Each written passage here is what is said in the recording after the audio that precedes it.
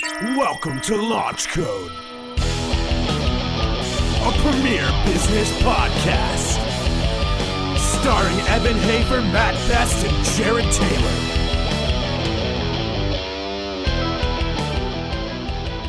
All right, welcome to Launch Code. We've got two guests today, Jeff Gonzalez, right? Yes, sir. And Mike McKim. So Mike and I have been friends for almost 2 years now, right? Yeah, it's been 2+. And he is a coffee roaster. I think, God, what all else do you do up there? You make cold brew, you roast coffee. He does a ton of amazing shit in coffee in the state of Texas and outside of the state of Texas. Fantastic guy. Welcome to the show, Mike McKim. Man, thanks so much for having me, and kudos to you for bringing a coffee company onto your podcast. Well, I drink your coffee, so you're the only coffee I've ever posted on my personal Instagram. Wow. Yeah, he's the only coffee. I love you for that. Even though, now and again I dabble in a few other roasters, but consistently, even when we got here, you brought down how many bags? Like 10 bags probably of probably of Cuvee. Yeah. So that's Cuvee Coffee out in Austin, Texas. So Mike, give us your background. So Mike's a vet, which I think is fucking awesome.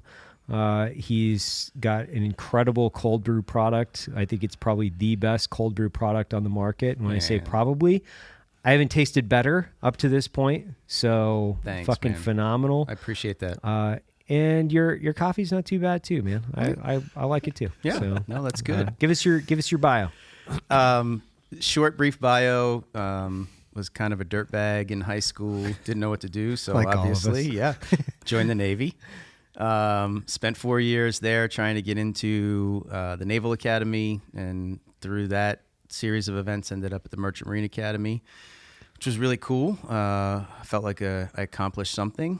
And then failed out of that. Yeah, and then in 1998, man, got introduced to coffee roasting. I was in the telecom business before. Mm-hmm. And when that I got introduced to coffee roasting, so I roast as a hobby, much like you. And What'd you start on? What kind of a roaster did you start on? A 10-kilo Semiac. Holy shit! Yeah. Okay, that's beyond a hobby though. 10 kilos like beyond fucking hobby. Yeah. So the backstory on that was I was selling fiber optic cable during the .com boom. So obviously I was making good money. Right. So when I got introduced to coffee roasting through Carl Staub, he was like, "Hey, check this out." And I was like, "Oh, I got to get a coffee roaster. What should I get?" He goes, "Well, I'm selling this one. So $10,000 to buy a 10-kilo Samiac and start roasting coffee as a hobby." That's how it all started. Which you still have, by the way, right? I do. Yep. I've been up there. I've seen it. Yeah, I know. It's Isn't pretty it cool? fucking cool. Yeah. And Carl, so give him the backstory on Carl too, because he's got a cool backstory. He's got a great backstory. So Carl, I call him Uncle Carl. I've always called him Uncle Carl. He's actually my dad's cousin, so I guess that makes him my second cousin. Or Close enough. Yeah, whatever. Anyway, man, when I remember him growing up, he was a short order cook, and he's an electrical engineer by training, and he was making this badass stereo equipment, and he had this little house in Carson City, and when he would turn on all his amplifiers, the lights in his house would dim, and I thought it was the coolest shit in the world, man. Anyway, but yeah, so he owns a company called Agtron, and Agtron makes food analyzation equipment. Right. And he took all of that technology that they use for, extruded snacks and flour and nuts and vegetables and everything, and he turned it towards coffee.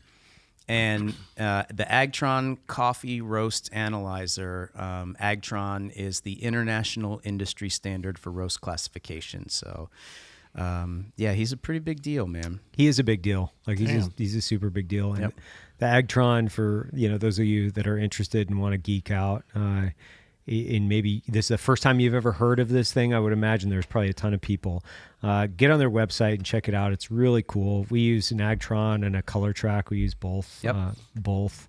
But Carl's like super, he's like one of those guys that's just like a super fucking cool, eccentric guy. The first time I met him, he was like, "Man, we could take the truck and like jump it into the desert. I got a bunch of stuff we could blow up." And I was like, "Yeah, I like you a lot, man." Like, yeah. And this was at SCA in Seattle. So it's like around a bunch of people that you shouldn't be talking about, like jumping 4x4s and blowing stuff up. You're just like, yeah, this is great. Yeah.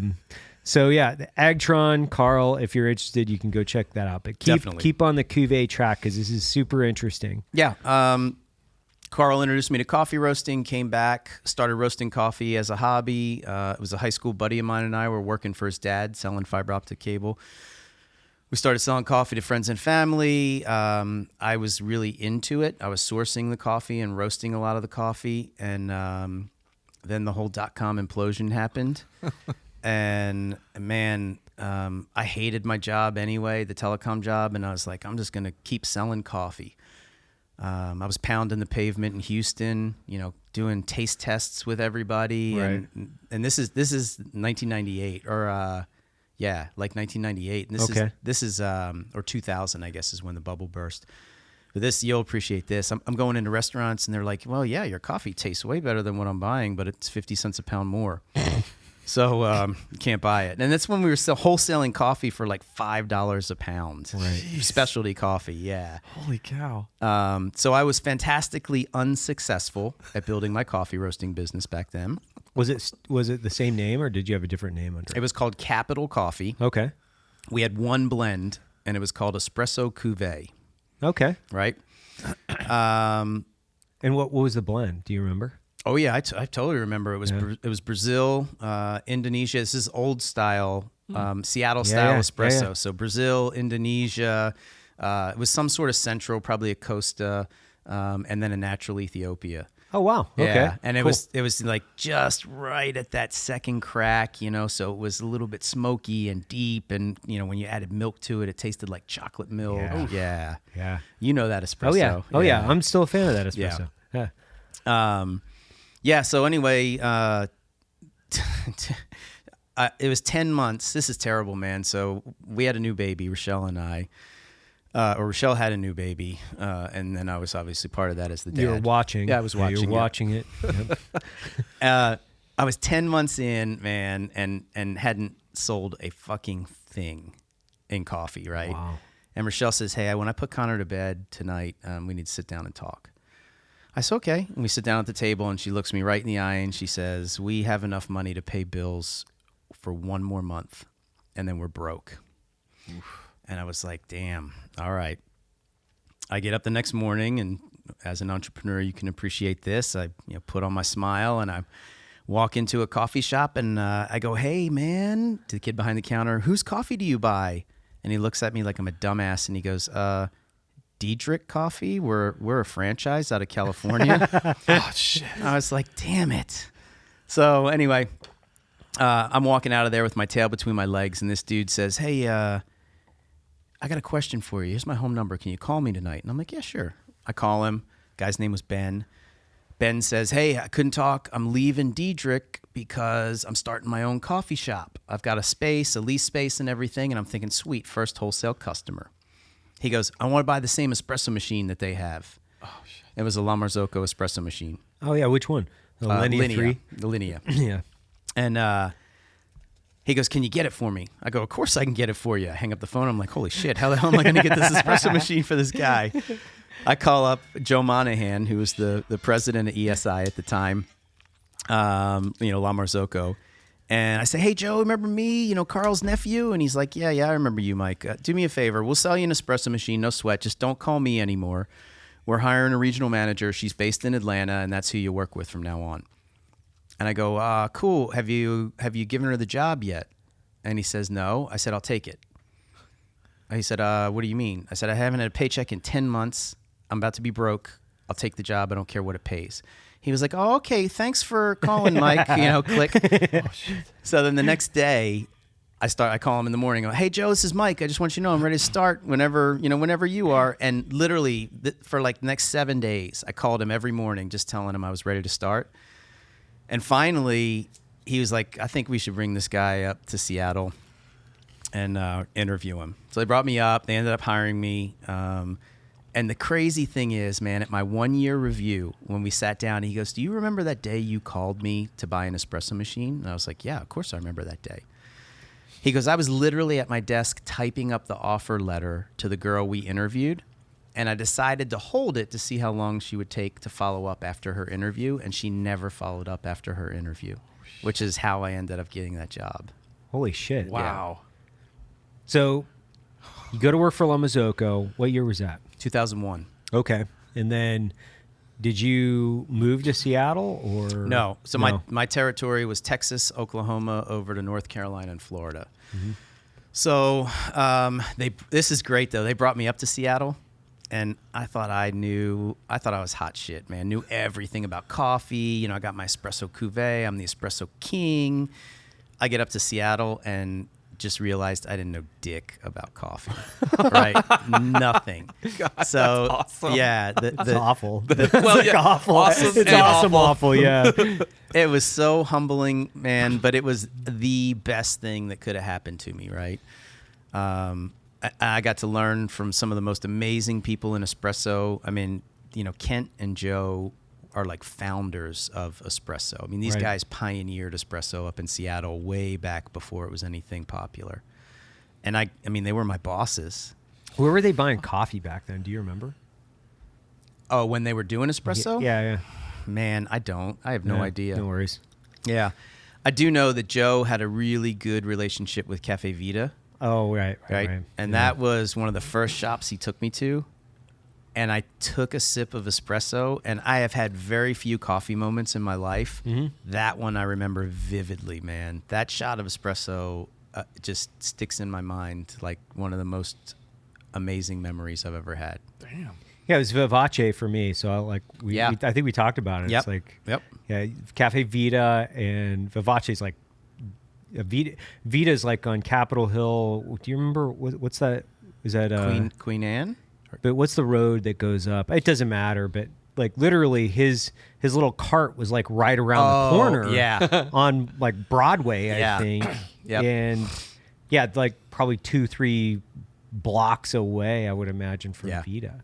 And were they using La Marzocco back then? Yeah. Okay. Yep. Because they're using God, what's that fucking machine that they're using now? It's that one out of like Seattle or Cafe Vita's using that like crazy looking espresso machine now. I forget what the name of it is. Is it Slayer? No, it's made out of like Denmark or something. It looks like a fucking race car. It's super cool looking, man.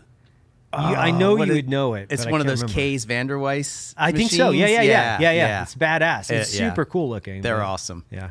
I got if you dig espresso machines. My last trip up to Seattle, I made this video with Kent. So he has an espresso machine collection. I watched it. Okay, yeah. Watch it, yeah. And he has one of the original K's machines. Really? It's the size of this table, man. It's freaking huge. It is cool. Like that's one of the things with like espresso machines. If you know like 1,000 times more than me about espresso machines, I'm just like a guy that likes to look at them and touch them and stuff. But like when you see a really cool looking espresso machine, it like fucking blows you away. Like Slayer, when you first see that machine, you're like, oh my gosh, that thing is fucking badass. Yep. Then if you work on it every day, you know, because that's what you do. Yeah. So you go to work for La Marzocco. Yep. How long were you with them? 5 years, 01 to 06. Yep. All right.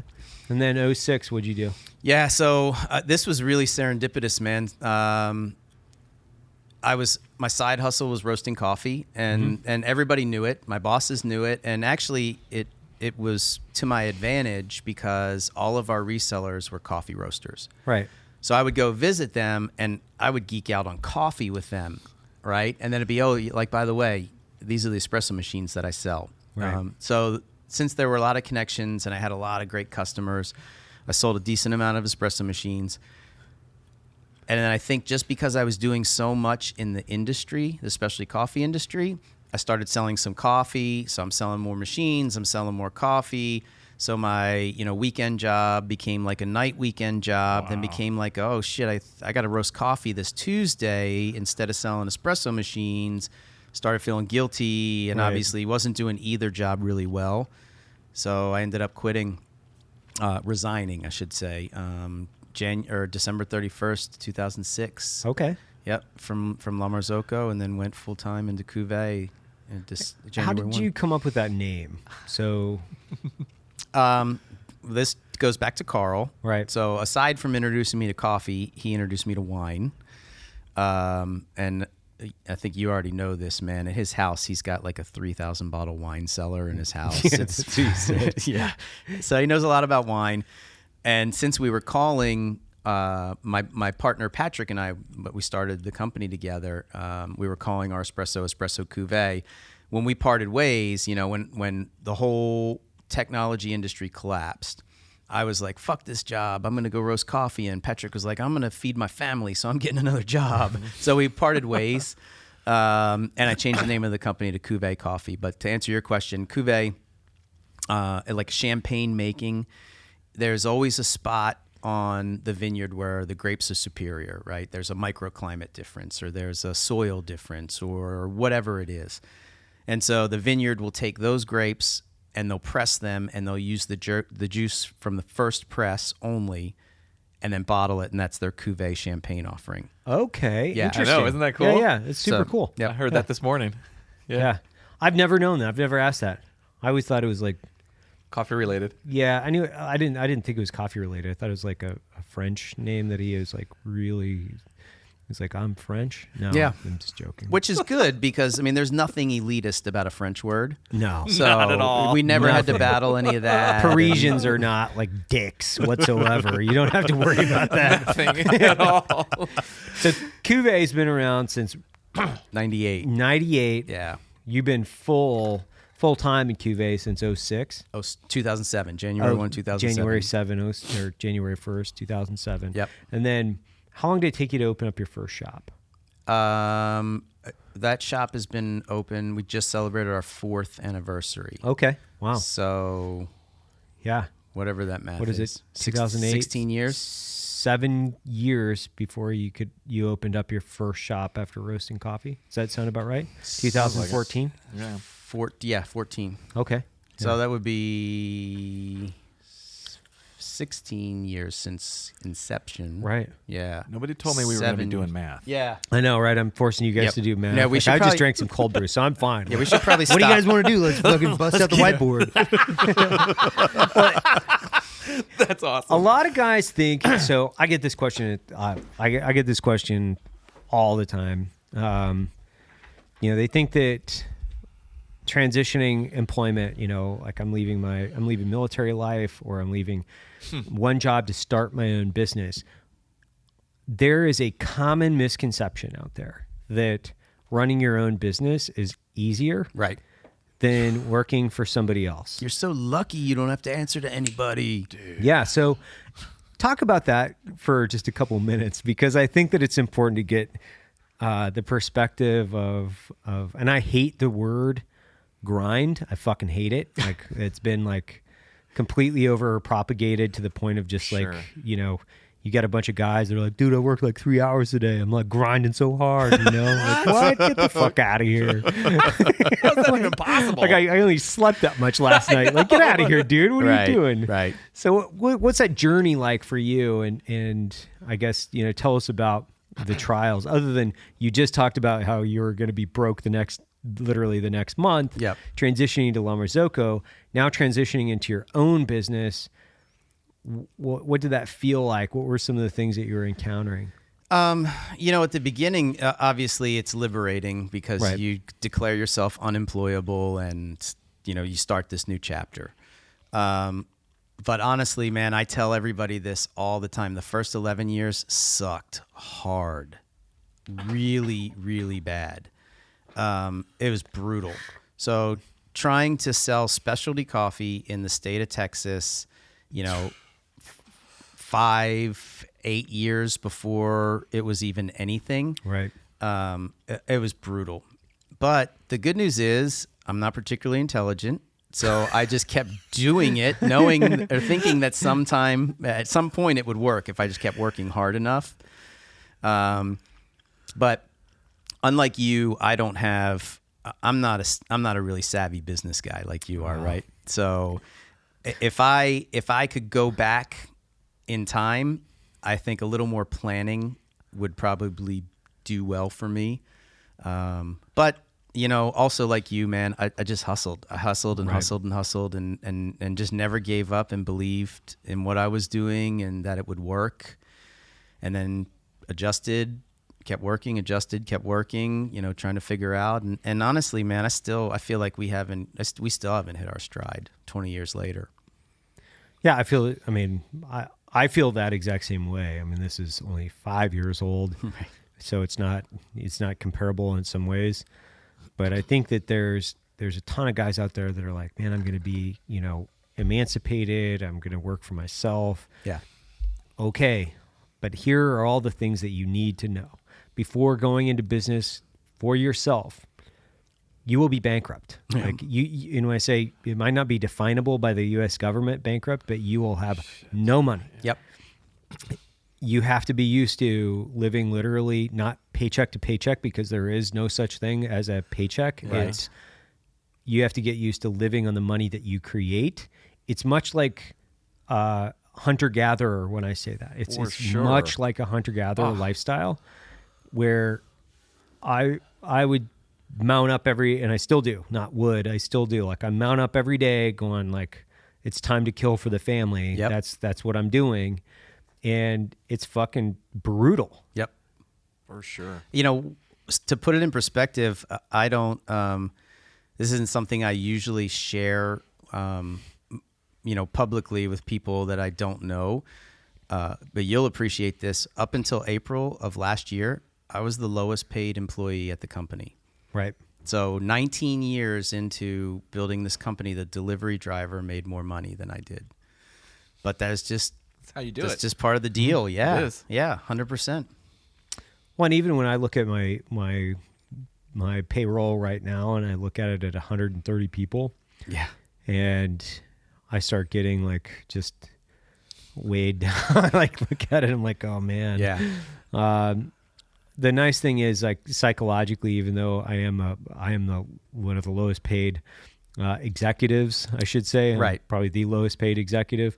At this point, I also know I'm the first that won't get paid. Right. Like I'm the very first person that won't get 100%. paid. Yep. Absolutely. So if I don't meet my monthly sales goals, if we run out of money, if we have to buy something, I'm getting ready to build I'm getting ready to expand my business and build the interior of this building. Yep. And psychologically, I have to prepare myself now. I'm saying, okay, well, things are going to get tight, and I'm the first one that won't eat. And that's kind of the thing in the military too. It's like the leaders eat last, right? Yep. Right. And I've had, a good year now where I've been able to pay myself, like, not, and when I say that, it's like not even, I'm not compensating myself to the degree of a CEO would be Right. compensated for Right. running a company of this size. Right. Not even close. Yep. But we can just now not worry about the mortgage. Right. Like that's where we're at psychologically, where we've had like 6 months, 8 months of reprieve where we've been like, we don't have to worry about the mortgage. It's huge, man. Now I'm getting ready to So like huge. tighten up my belt and go, oh, fuck, here we go again, man. Let's Yep. go. Yep. And that's like expanding your business or, and hopefully creating, I guess, the foundation to having something that will be here for decades. It's the CEO, founder, owners that they are the last to eat. Yep. Now, the businesses that are the first to eat, when it's the founder, owner, CEO, and he's the first to eat, those are the guys that don't last. Don't last. They don't last. Nope.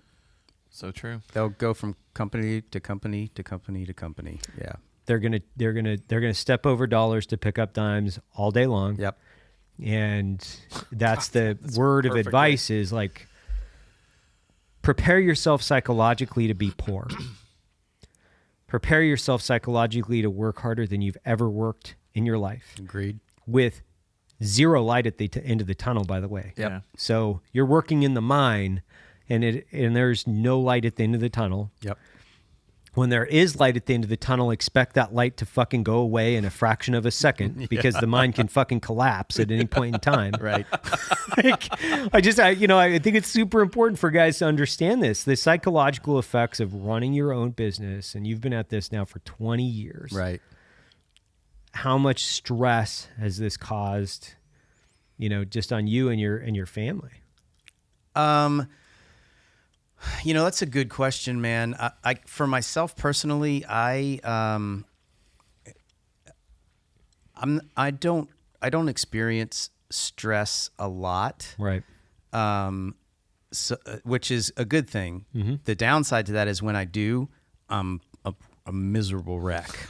Right. Because I don't know how to handle it.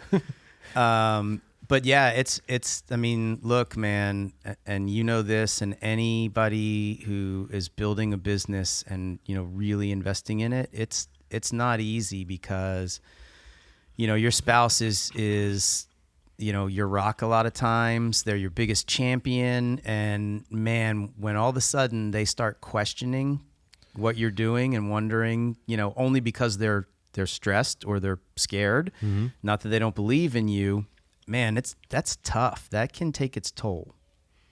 Yeah, I remember my wife, I came to bed late one night. It was like around 11, and she rolled over. She's like, well, how much more coffee do you have to roast? And I was like, I don't know, like not like 100 pounds, a couple 100 pounds maybe. Right. Well, why the fuck are you going to bed? She literally put her foot against my back and pushed me out of the bed. And I'm like, fuck, man, okay. Give me a break. Got it. Like, why the fuck are you coming to bed? Right. And That is awesome. that point forward, I also learned I have to lie to my wife when I Yep. want to sleep. That's true. That's true too. Like, this is the only time I will ever, I will say, it is good to not, withhold truthful. any information. This is the only time I will ever say it is what I've done in my life, especially with my family, is my kids need a safe sanctuary away from the chaos that is business. Yeah. They need to be protected in an ecosystem that is has a moat around it, and it's a fucking, a castle. And for me, psychologically, I've had to really dig the moat around my family to make sure that they don't feel the day-to-day stress. So every day when I come home, I take a deep breath. Yep. Regardless of what's happening in my life, regardless of what's going on, I take a deep breath, put a fucking smile on my face, and I come through the door and I'm like, hey, what's up, you guys? What are you guys doing? Yep. Because if you start spreading the psychology of the stress of your business into your fucking home life, Yep. May this be a really good lesson and warning. Do not fucking do that. Right. So true. It's a good point. It's a very valid point. Yeah. It's, So to build on, what you were saying and going back to, you're right, man. When somebody starts questioning, and the wife is like, hey, was this the right decision? Absolutely. Next week is, this big sale's coming through next week, or, this thing's going to happen, or that, it's always you gotta be positive, even when you're feeling like questioning yourself and doubting yourself. Well, and it helps, I think, too. And that's where it's really important with your partner, your wife or your husband or whomever it is. It really does help, I think, to have to do that psychologically, even for you. You got to come home and be your cheerleader for yourself and your wife to make sure that she believes in the dream, you believe in the dream, everybody believes in the dream. Yeah. But then you can reinforce it, you can hear it out loud, even if there's a fucking doubt in the back of your mind. Yeah. At Never least let that you're out. saying it and you're going, yeah, I'm saying it today. I'm good enough. I'm strong enough. I'm smart. Yeah. Doggone it, people like me. I think I can. I think I can. Man. Yep. You hit the nail right on the head, man. That's very good advice. Well, and I guess now, so we'll turn the page from the Debbie Downer stuff and say, now the cool shit about owning your own business. I think that this is just as important to get, both sides of the coin. Is one, you get the negative aspects, but two, with the lows, you get the highs. Yeah, right? for sure. So When what things are the are good, big they're great. things that have only happened in your life because of your business? I would say there's a couple things. One is, and you talked about this recently on a podcast, is the ability and responsibility to your staff, right? To all your team members. And I've learned I am not a natural born leader at all. I've been working really hard to be a good leader. And I've learned that, man, you know, we've got our team members' lives in our hands, and man, when we can make a positive impact in their life, when I can make a positive impact in their life, it's powerful. It's super powerful. When people come to work glad to come to work, right, that is a really good feeling. When people come to work, you know, like, fuck this place, man, that's a really bad feeling, and that means that I have done something terribly wrong. So I think that's huge.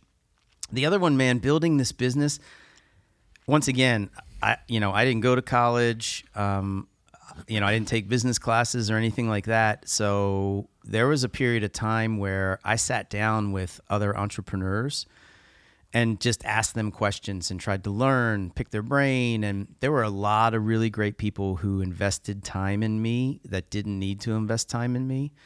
And so now when another entrepreneur calls, and, you know, this just happened yesterday, and says, hey, look, I've got some questions for you. You know, I'm thinking about doing something with my business. You know, can we talk? And I sit down and talk with them, and you know, they have light bulb moments, or they're like, man, that's awesome. I can't believe, you know, oh, that's such great advice, or this is amazing.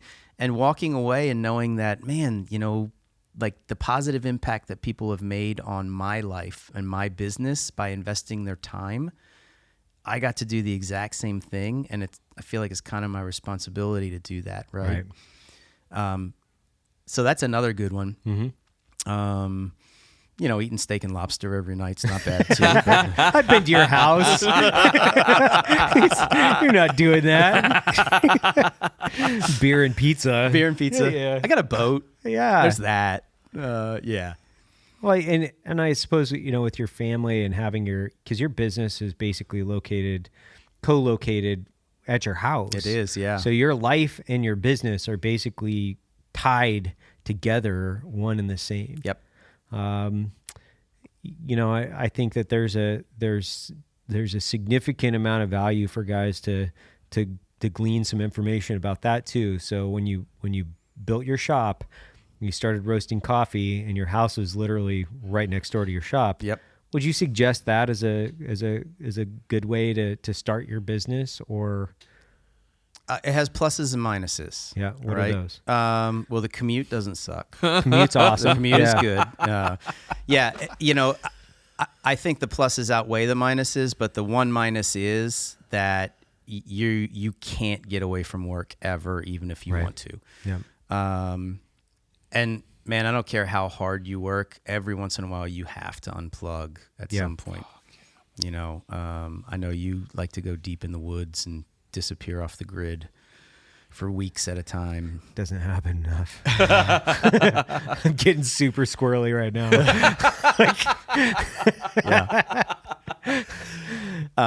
But yeah, I would highly recommend it. Look, I started roasting coffee in my garage in Houston, right? And I had a one group linea in my kitchen on my counter. Right. And I used to bring people over that were potential wholesale customers, or even retail customers. They just want to buy a 1 pound bag of coffee. Right. And I would walk them into the garage, show them the roaster, you know, show them this pile of 5 bags of green coffee or whatever. And then I'd take them into my kitchen and make them a cappuccino or something. And it was years later that I actually realized I was bringing strangers into my house where my wife and child, you know, baby were. What the hell was I thinking? So use a little discretion. But yeah, I think the pluses definitely outweigh the minuses. And I think if you can minimize your overhead when you're starting a business, it's gold. Yeah. And I would second that. You know, I was roasting in my garage for, the first year.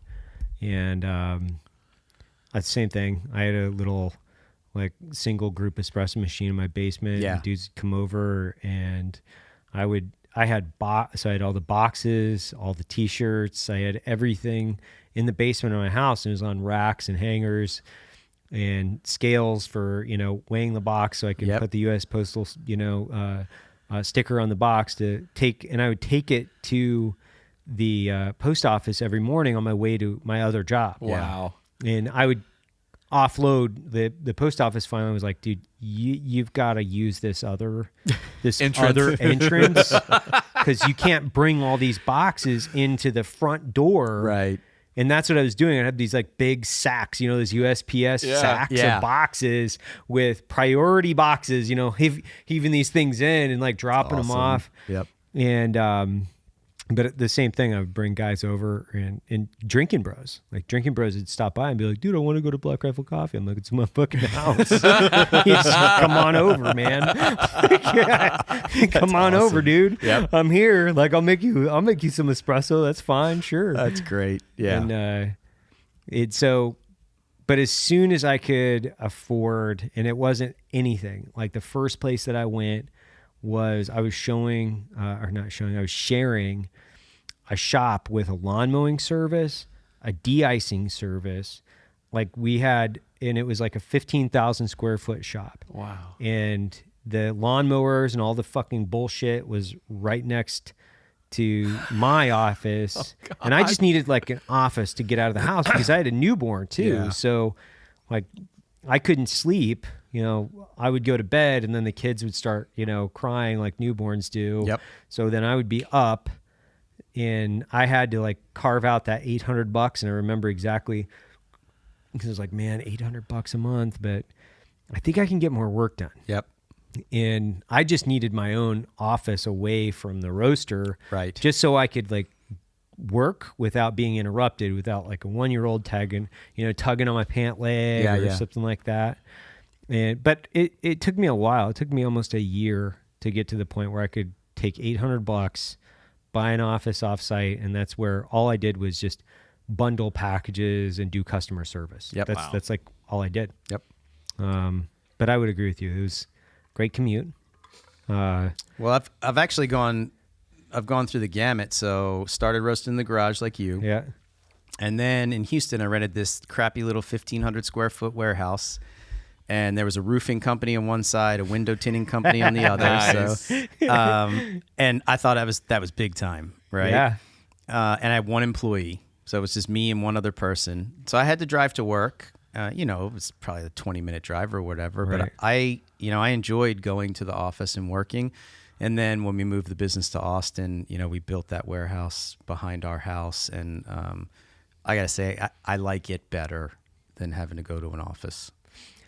I would say that especially your setup, it's really nice. Yeah, it's good. It is nice. Yeah. Do you invite people out there? By the way, I was going to ask you.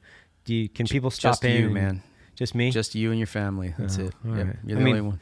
Because you do have like you do have your lab that's set up there. Yes. And you do have employees. Yeah. Can people stop in and buy coffee there, or do you just direct them all to the shop downtown? We try to direct them to the shop. We do have a handful. You know where we live. Yeah. You've been there. It's not like we have a ton of neighbors, but we do have a handful of neighbors that we let them order coffee from us and they come and pick it up. Okay. But we don't really do tours or anything like that. We used to, and it was great. But then we got to the point where it was just really disruptive. Right. Yeah. So we'd prefer to direct them to either online or the shop. Yeah, and the shop's really cool. I mean, and I would talk about opening the shop too. So, kind of that whole endeavor, because I think that's super interesting. You go from roasting coffee to now you're going into retail, which I know, that's totally different animal. Oh, man, two totally separate businesses. Yeah. So tell us about that adventure, man, and just like finding the location and building it out and your cost expectations and things like that going into it, the things that you wish you would have known. It's so funny. When I was selling espresso machines, I worked with a lot of coffee shop entrepreneurs and literally was involved in helping people lay out their bar and electric and plumbing. And I mean, hundreds of people over the course of 5 years. I must have had some sort of traumatic brain trauma at some point, because the amount of things that I forgot when we were doing our shop, I was like, why didn't I put filtered water here in this bar that we chiseled up the concrete to run water to? How did I not make that filtered water? And now what do I do? What'd you do? Like, What happened? We just don't use filtered water, man. No, Seriously? No, I'm just gonna say, like, no, especially in Austin. Yeah, Like you just have to, instead of using the big giant system that I invested all this money in, Right. I have to put another system, expensive system under the counter Got to it. run the equipment. like a 3-phase, or are you doing RO underneath? RO. Okay. Yeah. Yeah, man, our TDS is off the charts in Austin. Right. And you guys here, Yeah. I have RO in my house, by the way. So super aggressive water here. It's super aggressive. Yes. I know. Yeah. It's horrible. Man, it was really cool. East Austin, it was a little bit sketchy, but then the guy who started Home Slice Pizza down on South Congress, I brought him over and I said, "Hey, Joseph, you're a successful retailer. What do you think of this place?" And so we walked around the neighborhood, and we're sitting on the front porch drinking a beer. And he goes, "Man, this reminds me of South Congress when we signed the lease for Home Slice." And this is before South Congress was South Congress, right? Wow. And I was like, "Give me the lease. I'm signing it." So we did. Scary. Yeah, because how long was the lease? 5 years. Yeah. Oof. So Yep. just to give people a heads up, when you're going to lease a piece of property, 3 to 5, those are the minimums, and Yeah. typically it's 5. Yeah. In Austin, if you get anything less than 5, Yeah. you're lucky. Right.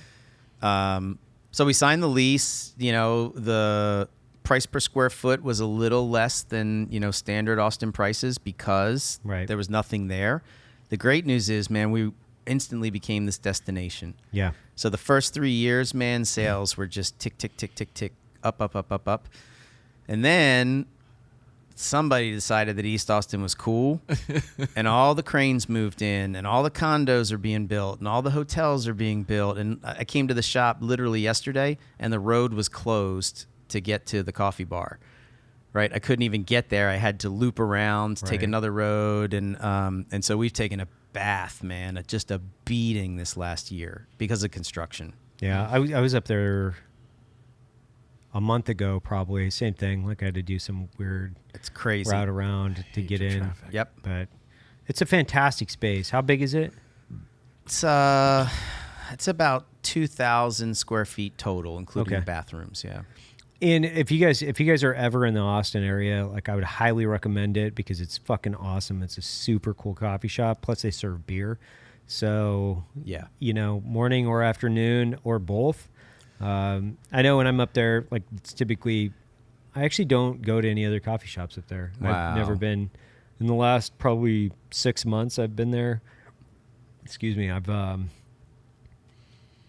might have went to one other place, I would say, but for the most part, that's even awesome, man. even if I have a meeting, I go up there. So Well, I'm gonna have to post your picture up there and let the staff know that we got you when you come in town. I was in there last month, and I don't know if this is the appropriate forum, but one of the baristas was wearing a Verve sweatshirt, and I was like, "You think that's okay?"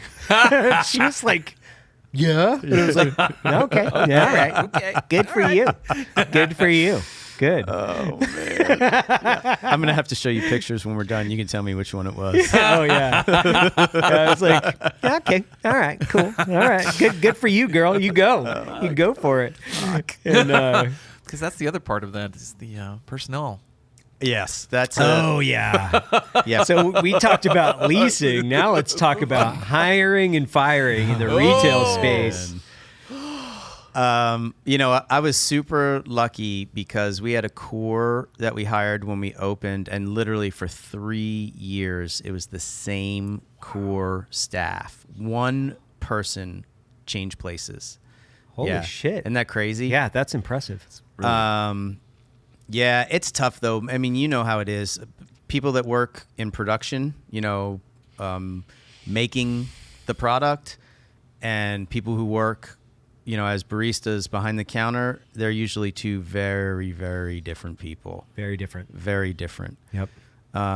So balancing that is tough, man. Yeah. Knowing how to handle, talk to, hold accountable those different people, motivate. It's fucking challenging. Yeah. Yeah.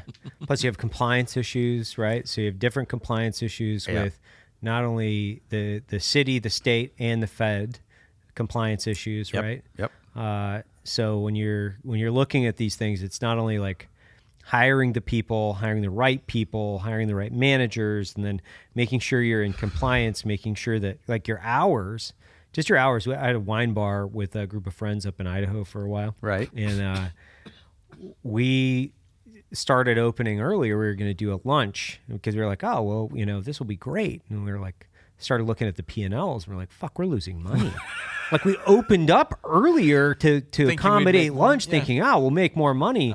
No, we were losing money by opening up more hours and selling more shit. We just weren't selling enough to cover the man hours in order to have the, not only that, I mean, the cleaning, the everything that goes into serving more food, more wine, and nobody was drinking wine. That's the problem. Is at lunch, nobody was drinking wine. So that could be a problem. That was a problem. We were looking at the numbers from the evening going, these are great. Let's fucking open up lunch. Yeah. Lunch, margin on food, not the same as wine. Nope. Not the same. Yep. And huge learning curve. But then fast forward a few years later, we opened up a breakfast place, and it took 3 years to get the breakfast place in the black. Oh, wow. 3 fucking years. Wow. And breakfast is kind of like the and it was awesome. Yeah. Like, and the thing of it is the place was fucking awesome. Yeah. Had the best food in the north, like in literally the inland Northwest, probably outside of like Portland and Seattle. Wow. And we just could not figure it out. And but then for whatever reason, it took enough time over the course of 3 years, and we weren't losing a lot of money, but we were losing enough money to, like, it was red. Yeah. And, you know, red by $300-400, you know, grand here or whatever. And you're like, okay, well, it's not enough to close it down. Right. It's just, it's got to change. It's got to change. And then we're tweaking things. And, you know, we were serving Doma. Do you remember? Oh, yeah. Yeah, Doma, the guys out of northern Idaho. It's another coffee roaster, but not even close to, I think, the Mike or Cuvee or Black Rifle Coffee. That's just my own personal perspective. But we were serving Doma, but that's where I was first roasting coffee for that my breakfast place. Right on. Yeah. Nice. So the wine bar and the breakfast place were the first places that I was able to plant the coffee.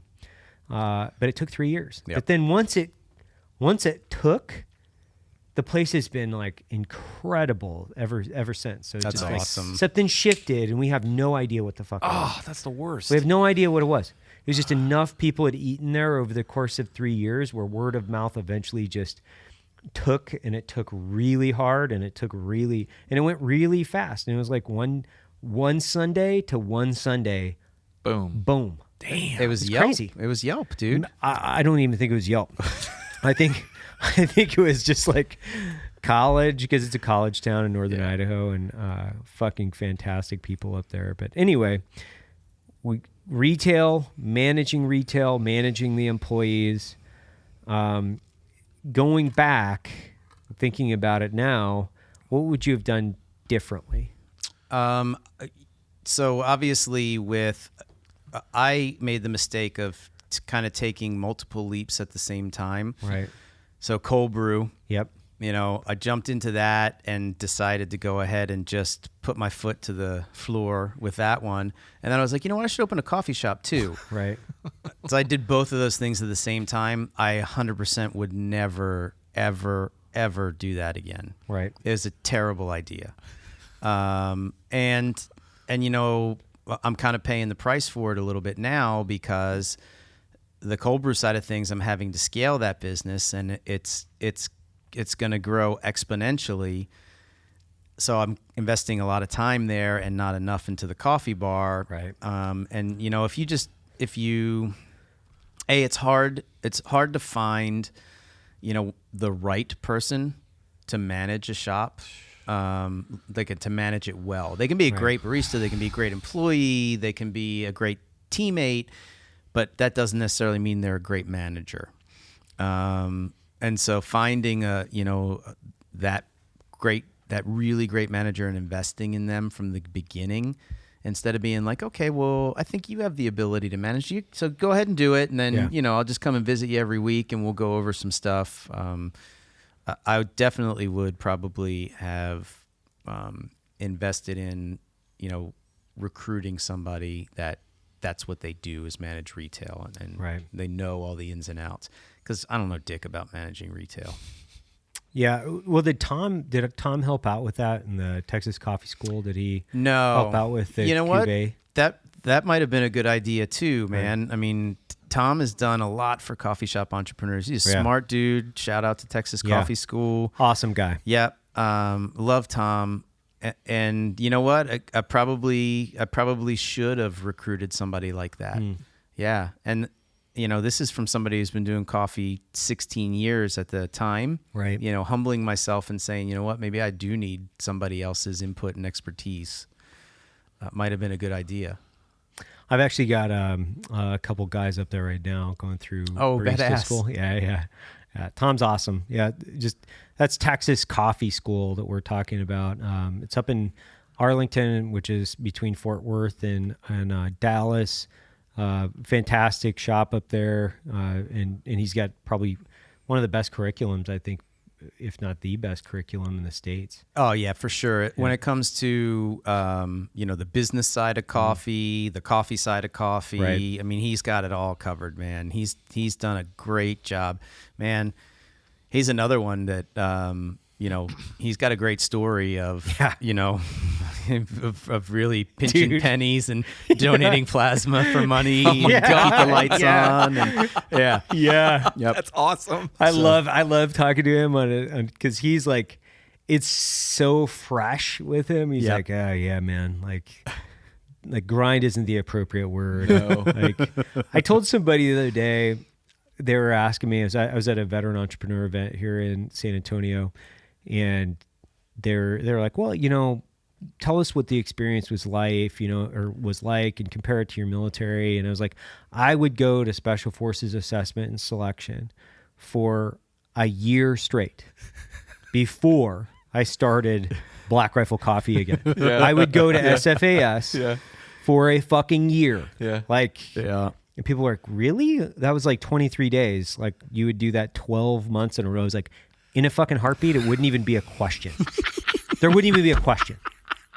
Wouldn't even be a question. Yeah. There was no stress compared to this. Like zero stress. I'm like, dude, all I got to do is like lift heavy things and fucking land nav all night long and get yelled at now and again. Do some log PT. Fuck, man. Are you kidding me? Like, dude, yeah, every day, I could no problem. Yes. Sit in your garage with 30 cents in your bank account with nothing left to sell and a brand new kid and a wife and do that like sustained like every day and get up and fucking try to motivate yourself with nobody like yelling at you, telling you to pick up the log or do whatever the fuck it is, like psychologically 10 times harder. Yeah. Wow. 10 times harder. Wow. Couldn't agree with you more, man. Could not agree with you more. Like I look at SFAS, I'm like, dude, that would be a vacation. It'd be like a little camping trip. Kidding me? Everybody's looking at you like, why is he smiling all the time? Yeah, but like, you have no idea. You have no idea. Because I'm not starting a business. Start your own business with no fucking money, like no clue what you're doing. Yeah. Like dumb as fuck. Yep. I was carrying a gun for a living, for Christ's sake. I wasn't even in the... I was like I was a hobby roaster. Yeah. I loved roasting coffee that roasted for a couple fucking people at a restaurant and whatever. And I'm like... And then go, yeah, I think I can roast some coffee. Yeah, the man. arrogance in that fucking assumption is infinite. Now, carry a log a couple miles. Fuck yeah, dude. Get me. Put that thing on my back. Yep. Not a problem. Yep. I'm going to Easy sleep well day. tonight. Yep. Dude, what are you going to give me? 6 hours of sleep? Get the fuck out of here. I'll do that. 6 hours? That's crazy talk. Dude, I wake up in the morning now and I'm like, dude, I got 6.5 hours of sleep last night. Holy shit. I'm a new man. I'm rejuvenated. Not even fair. It's not even fair. It's not even fair. Yeah. So now you've got your coffee shop in Austin. You've got cold brew that's, I think it's, for a lack of a better term, it's just really growing exponentially. It's blowing up. Where are you at? How many states right now do you have cold brew products? 3. Yep. Texas, Colorado, and just found out we're going into Portland. And where at? Safeway Safeway in Colorado, Safeway in Portland. Man, I've been all over. I've been, these last few months have been sales travel, trying to get in every line review, every grocery store. Right. So I've been in Florida. I've been in Northern California, Southern California, Seattle, Portland, Colorado, Baltimore. Just, all over visiting with buyers. Right. And so another shift, this is cold brewed coffee. However, I'm now in the beverage industry too. Right. So totally different from the coffee industry. Wow. So just to go ahead and shove another dagger in my eye. Right. Yeah. Here, learn this real fast. Yeah. Yeah. It's a crash course. So so basically, now, gosh, I think you're starting to scare me now. I'm starting to feel that stress because I'm actually running 3 separate businesses. Yeah. I just realized. I know. I thought it was one company. It's 3 separate businesses. Oh my God. Shit. Yeah. So I think the cold brew thing is, once again, like specialty coffee, we were kind of ahead of the curve. And, people say, oh, so amazing, you're first to market, you're whatever, and you're a pioneer. And it's like, yeah, that's great, except, pioneers get all the arrows and the settlers get all the land. Yeah. So true. And it's so God, true. that's so true. It's really true. I like that a lot. Yep. Yeah. So pioneers get all the arrows, settlers get all the land. Yep. That's fucking great. And it's a bloodbath, man. Fighting for shelf space in the grocery store. Oh, man, it's rough. It's rough. And then you throw in something like hemp oil. Yeah. Where, number one, cold brew is a little wacky. And then you throw in hemp oil and people are like, whoa, wait a minute. Can we do that? Can't we do that? Whatever. Yeah. It's, so, yeah, it's a challenge. And Whole Foods, you've got Whole Foods here in the state of Texas too, right? We have Whole Foods. So whole bean coffee, yeah, we're in, Whole Foods and Central Market and HEB. HEB's been an amazing partner. And HEB, all 3 cold brews. So right now they just have the regular cold brew. Right. But hemp oil and horchata they'll have on the shelf in November, which is exciting. Whole Foods, oddly enough, not touching hemp. You would think if there was one place, yep. They're like, wait a minute, our legal team looked at this and this whole CBD thing, nope. Oh my God. Yeah. Wow. New owner in town. Yeah. You'd think like Whole Foods would be selling weed if they could. Yeah. They're Oh like, my fuck God. it. Thanks, Jeff. Yeah. New owner in town. Yeah. Wow. That blew that's me kinda, away. Yeah, it is. It blew my mind when the What about, buyers. like Trader Joe's, like what do they? Do you I don't know do any. you talk to those guys? I haven't. No. I've never Trader even Joe's. been in a Trader Joe's. Should I go? Seriously? Yeah. Yeah, you got to go, man. 'cause For real? It's like a Whole Foods, but it's more economical. So Yes. everything's kind of the Trader Joe's Well, that's not saying much. brand. Yeah. I think it's probably on an average, you're probably going to pay like 70% of what you would at Whole Foods for about the same Dude. for Yeah. about the same quality product. That's great. yeah. All right. I'll definitely check it out. And it's got kind of the same it's got about the same customer. Okay. Yeah. It's probably a little bit more, I would say they're a little bit more price savvy and maybe a little bit more product conscious. Yeah. Yeah, because, Whole Foods, it's like people will pay whatever. They'll be like, oh, that's organic lettuce. I can pay fucking $20 a head for it or whatever. not? And they don't even look at their receipt. Yeah. You know what I mean? They just Yeah. don't give 2 shits. Yeah. Whereas there's a group of customers out there that want organic, they want non-GMO, they want all of those things, but they don't want to pay, with their firstborn and their fucking left pinky in Yep. order to eat like that. So that's how I would classify that customer. Yeah. But anyway, I don't even know. Are they big in Texas? Do you know, Jeff? There's one in Austin. Is there? Yeah. They opened it like a year ago. Yeah. Oh, okay. A little bit longer than that. It's it's nice. It's small. I'm gonna check it out. I would for sure. Yeah. Oh, the one I am excited about, and this may or may not happen, but we're engaged and presenting with Buc-ee's. Oh shit! way. That Yes. would be fucking That's badass. amazing. Dude. Yeah. That's That badass. is awesome. If I could stop at Buc-ee's and get me a nitro cold brew in That's between huge. cities, that'd be so good. Yeah, that would be awesome. Yeah, like love that. I would absolutely do that. Yep. Because that's one of the biggest problems with cruising around Texas. You're like, dude, there's not a fucking good cold brew option in the gas station. Yep. There really isn't. Whereas I was in Boise a couple months ago. I walked into multiple gas stations in Boise and then up into a small mountain town up in McCall. They had kombucha on tap. Like, that's where they're at. They're like, Portland, fuck you. We're putting kombucha on tap, bitches. Damn. And you're like, dude, what the fuck is this? And they're like, Awesome. they got some dude that's like, looks like he's building a bike in 1842, fucking at the gas station at 7-Eleven or whatever. And you're like, you guys went like, here's hipster.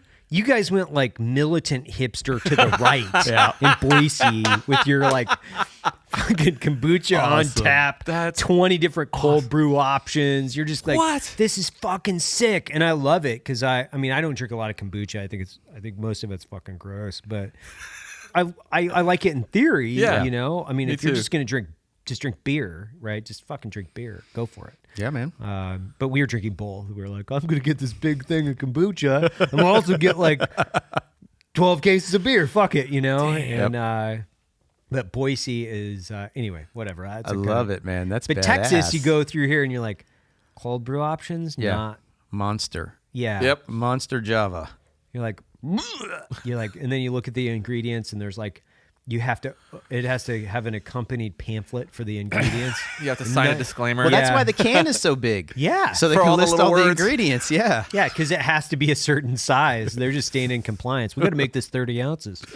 Get a keg of fucking Monster Just so that we can list all our ingredients. with an actual sugarcane field in the can. Oh my God. But so cold brew in 3 states, hopefully soon to be in Seattle area, right? Yeah. Hopefully Seattle, all of California, northern and southern. I don't think, so the Northeast, they got weird about the hemp thing too. So weird. You'd think you'd be in like Burlington and all those like fucking places. along there the wouldn't East be an Coast. issue. Yeah. Yep. You would think that was the low hanging fruit. Yeah. Dude, I'm totally blown away by that. Yeah, it's weird. It's weird. Yeah, so, and then the other part is, you know how this is, man. You go and meet people, and they're like, yeah, we love your product. We'd love to put it on the shelf, but you don't have any distribution in the state. Right. And then you go to distributors, and they're like, yeah, we love your product, and we'd love to bring it in, but you don't have any shelf space. Yeah. And it's like, what? Come on, man. Yeah. Somebody's got to do something. So now that we've got momentum, we've got a few wins under our belt. I think things, the snowball is rolling down the hill now. I'm not pushing it back up.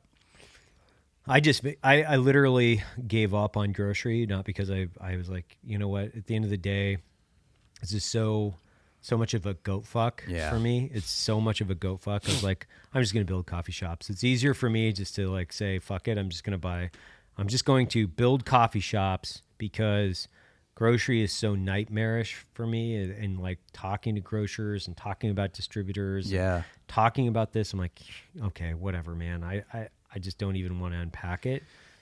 We should do a Black Rifle pop-up, man. We should shut the coffee bar down on East 6th for a couple days, tape up the windows and rebrand it and open it up for like a month as Black Rifle. I would love that. That would dude. freak some people out. Like the That'd be hipsters so would be like, awesome. what the fuck? I would That love would be that. fun. I'd be there almost every day just to watch their expressions. You have like, there would be different forms of tattoos on the baristas. They'd be like, Yes, very that different. person is scary a little bit. Yeah. Like Heather Lynn would be pulling shots, just kind of like yelling at people, like, get the fuck out of here. Hey, this isn't good service. You hurt my feelings. Wow, that is a great idea. That could be fun. So one thing Mike was talking to me earlier, and I asked him, I was like, dude, tell me like CBD in coffee, because a lot of people, and to include myself, does it change the taste of the coffee first? No, it's not a detectable change to Right. most people, yeah. And I would attest to that. It doesn't even put a blip on it. If Right. anything, like it might even taste a little bit better. But it could be just you've tweaked the recipe. I don't know, but I thought it was really good. And then what's the health benefits in CBD? CBD is, I think, the big one in the fitness industry. It's a natural anti-inflammatory, which is huge. So instead of taking aspirin or something like that, CBD is big. They talk about mental clarity and helping with your mood and, all those sorts of auxiliary effects that cannabidiol has. I haven't personally experienced any of the mental clarity stuff that I can tell, but I can 100% attest to, for me, man, on the physical side of things. I was taking it for 90 days, right, just to see if there was a difference. And I didn't feel like, my performance was enhanced or anything like that. So I stopped. I just ran out and didn't buy any. And for a month, and man, my body revolted. Seriously? On me. Yeah. The difference, like in recovery from workouts. Right. I was probably just used to it before, right? No pain, no gain mentality. Right. But then I was like, oh man, this sucks. I got to get back on the CBD for sure. So I am 100% on board and a believer and a proponent that, like from the performance side of things, from the healing side of things, and natural anti-inflammatory side of things, it's the real deal. Yeah. Okay. Well, I would agree to the point where I'll try it again. I'll try the CBD again. I think last time I tried it, I might have had a bad batch or something. I don't know. I was smoking it too, which I think you're supposed to smoke it. No, definitely needles. The best way to do it. That's what I was doing wrong. That's what I was doing wrong. I didn't do right. Okay. Yeah. On the label, if the instructions say to pour it into a spoon and You then hold a shouldn't. lighter underneath it, you should not do don't that. take that CBD. That's a totally different product. Totally different product. So now, where are you guys getting your CBD? Not like the actual manufacturer, but like how are they manufacturing it? Is it like, organic, non-GMO, blah, blah, blah, blah, blah, hemp? So the company that I'm using now, no. Okay. They don't have those certifications. However, I am right now in testing, and they're out of California. Okay. Right now I'm in testing with a company out of Colorado who does have all of those certifications. Oh, wow. Okay. And they have some patented water solubility stuff they have going on. So I'm getting ready to head up there, check out their facility and their lab, super scientific, and then their grow house and all that sort of stuff, which will be super interesting. You should come along, man. I will. Have a good time. How much CBD is in a can? 10 milligrams. Okay. Yeah. Got it. And then what's a can typically go for? $3.99. Wow. Yeah. Okay. Well, and don't get me wrong, this isn't a commercial for Cuvee. It's just a matter of like, educating people on what products are out there. I like 100%, and I like, we're not sponsored by Mike, so like this is a product I drink. Like I drink his cold brew because it's sold here. It's sold at HEBs. Yep. Outside of my own coffee, like I drink Cuvee Coffee. That's what I drink. Yeah, man. And once again, so I was telling Jeff this on the drive over, kudos to you, because you're just a good dude and a solid dude and a genuine guy. And the fact that, you would give me a platform on your podcast, to come in here, even though, I'm also a coffee roasting company. It just speaks volumes to who you are. And I can't thank you enough, man. Oh, of course. And that's the thing for me, man. Like, the veteran entrepreneur space is small, right? Yep. And then veteran coffee entrepreneur space is small. And the other thing is great coffee roasters, like guys that actually know how to roast coffee, that have a great product. Those are small. Yeah. It's a small group of people. And so when you have guys that have a high quality product, they care about it, because there are a ton of guys out there and they just like slap a label on a product. They don't know anything about it. Right. They're using a co-packer. They're using some other fucking asshole to do it. There's like no authenticity in that. Right. There's zero authenticity. They have zero regard. And for me, like, I have a high regard for the product. I really appreciate coffee, and coffee, I think coffee heads appreciate other coffee heads. Oh yeah. Right? So 100%. And this is a value proposition for the people that listen to the podcast, which is people should know your entrepreneurial journey. They should know about your product. And I think that, and if they're in Austin, they should absolutely fucking go and go to your coffee shop. Absolutely. Thanks, man. And that goes to say, like, for other, veteran entrepreneurial coffee roasters, because there's just not a whole lot of them out there. Right. Like, they should aspire to be like Mike. Like fucking put a bracelet on your wrist that says, what would Mike do, right? Just like WW Mike do. Like, he's got a fantastic coffee roaster up there. You just switched over to a Gießen, which is a fucking incredible machine. This thing's a monster, man. It's a fucking monster. Super fucking cool. And and that's the thing is we've got different products, right? So it's one of those things where you've got a wide variety of really fucking great products. We do too, and it's just going to fit whomever. If you're looking for a change, you should head over there and take a look, check it out, test it, try the coffee because he's got some really, really great coffees. The last one I like, I think the one that you sent me was the Guat. Yeah, I like the Guat that you sent down. Yeah. Do you have a name on that, or is it just Guatemala? Just Guatemala. Yeah, just Guatemala. Yep. Yeah, we redid all our branding to make it more consumer friendly, right? So once again, the coffee industry, we love to tell people what should be important to them instead of actually telling them, giving them the information that they think's important. So instead of for us, we were using like farm names and all this sort of stuff, and it was confusing people on the grocery store shelf. Right. So when we, shifted into that arena, it was like we had to give them the information that was important to them. Right. Country of origin, degree of roast, some flavor notes. Boom. Super easy. Done. Super easy. Yep. Hey, Mike, so where can we find you, buddy? Obviously, the CuveeCoffee.com is our website. Me personally, I'm just at Mike McKim on everything. And then the coffee shop is located? East 6th, 2000 East 6th. Awesome. Well, thanks a lot for having. Thanks a lot for coming down. I know it's like an hour from Austin, but it's been awesome. This is great. It was great. Man. Fucking A. Really enjoyed it. You guys are invited anytime. Awesome. Launch Code Podcast. I'm Evan Hafer. Thanks a lot, everybody.